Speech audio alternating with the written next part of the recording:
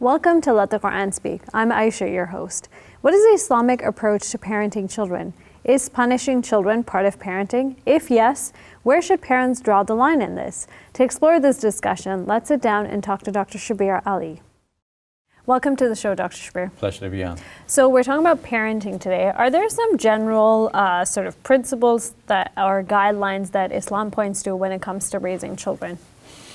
Before I answer that, if you don't mind, I'd like to introduce a book by true experts in the field, Ikram Bashir and Muhammad Rida Bashir. Okay. They also travel and deliver lectures and seminars in Muslim communities. This particular book is entitled Meeting the Challenge of Parenting in the West, an Islamic Perspective. Very good information, quite contemporary, very cognizant of the realities that we face as Muslims living as minorities in countries such as Canada.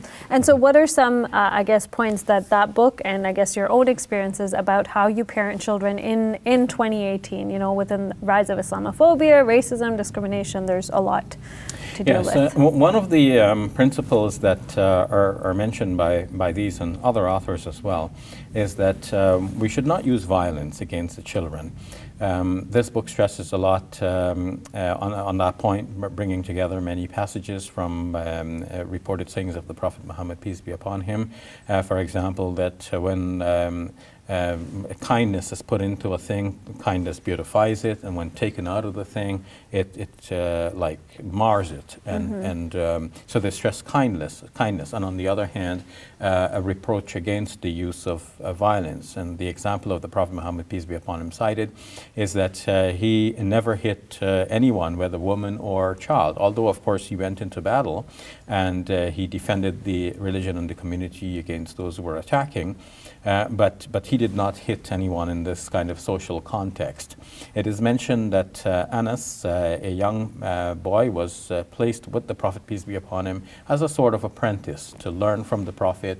And in that situation, naturally, he would perform some menial tasks for the Prophet, peace be upon him. And he reports later, because the Prophet, peace be upon him, passed away, he was one of the teachers of Islam.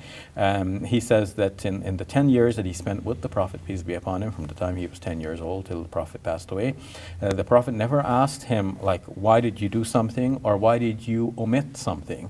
Like even the question why, because sometimes the question why is for the purpose of getting information, right? I really want to know why. Why did you do it? But sometimes the question why is like, why? You know, as kind of a reproach.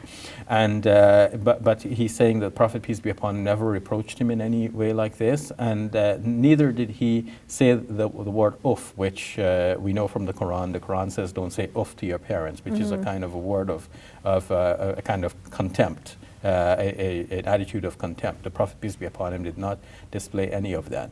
In one report, he says that once the Prophet, peace be upon him, sent him on an errand, and on the way he got into playing with boys, and he forgot what he was supposed to do. And eventually the Prophet, peace be upon him, came up to him from behind and addressed him in a polite way, calling him Unais, which means little Anas. His name is Anas. The Prophet called him Unais, which in Arabic means little Anas. So that almost implies like a term of endearment, right? Exactly. Even though he was like neglectful of his responsibility at that moment, but the Prophet, peace be upon him, had this kindness and compassion for children in general, for Anas in particular. And from his example, we learn how to treat our children with kindness. So what would you say to someone who says, well, these are great examples, and yes, it's important to embody prophetic character, but what about situations in this day and age that are just difficult? So maybe one example is stealing. What if a parent finds out that a child is stealing and it's becoming an issue, and you know their response is, well, you know what, a slap on the wrist, is that so bad? What would you say to that? Because you prefaced, I guess, the conversation here by saying violence is not the way. So is there something as physical punishment in any way, shape, or form, or is that sort of no? Some other books written by Muslims on parenting and many websites cite a hadith in which it is reported that the Prophet, peace be upon him, said that you teach your children to pray when they're 7, and when they're 10, if they're not praying, then you beat them. And another hadith says that you should keep a rod hanging in your home in order to, keep your family in check. But I wouldn't emphasize these statements. There's another question about whether these are authentic statements of the Prophet, peace be upon him. For example, the one about hanging the rod. This is in Abu Dawood and Ibn Majah. So it's not in the most authentic sources, and you would expect that something that is of prime importance and applied to everybody, and that would be such that everybody would be reporting this because everybody heard it and knew it and acted upon it. But even if the Prophet, peace be upon him, gave some such instruction which was suitable to the time and place and conditions at the time, in modern times there are many studies which show that beating your children is not really helpful and can lead to many harmful effects. In fact, one of the most obvious harms is that when parents start applying this matter of beating, even if it starts off as a light spanking, like a slap on the wrist, so once you get in, you cross that line into violence, because this is an act of violence. Now the question is how severe and how often and so on.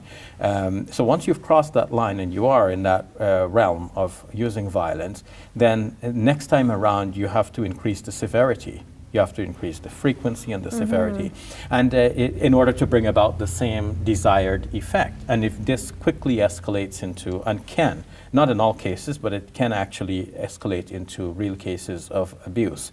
So whereas in Canada, some reasonable amount of physical interaction with your children is allowable under law, in Sweden, it's been outlawed since 1979. You cannot even spank. And studies have shown that this has not led to detrimental effects. It's just changed the attitude of people over time.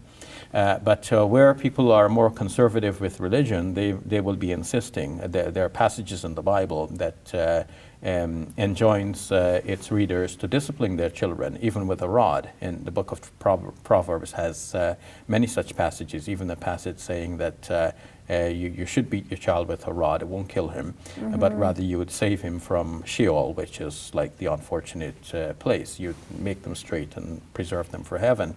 So they see that there is a certain outcome from this. And naturally, the religious right would be insisting on keeping the laws which are, in their view, in harmony with the Bible, especially if they interpret it in a very literal way. And so too, many Muslims would feel that this is there in the tradition. We must be able to apply this.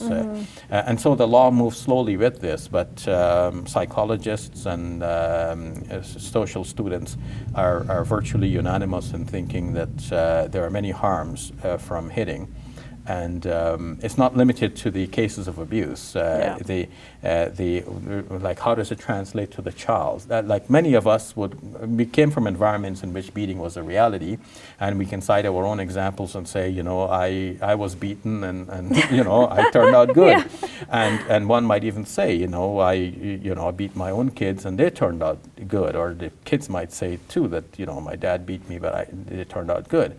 And I have to say that in the light of studies that I know now, I regret ever having laid a hand on any of my children. So this is the state in which we are. We have to rely on the most up-to-date studies, so long as these are not inherently contradictory with what is at the center and core of our religion. I think a very informative discussion. Thank you very much, Dr. Shabir. Yo. Hey YouTube, we hope you benefited from this video. If you liked it, or if you didn't, let us know in the comments below. And if you're interested in learning more, check out some of our other videos. And don't forget to subscribe so you can get new videos every Monday, Wednesday, and Friday.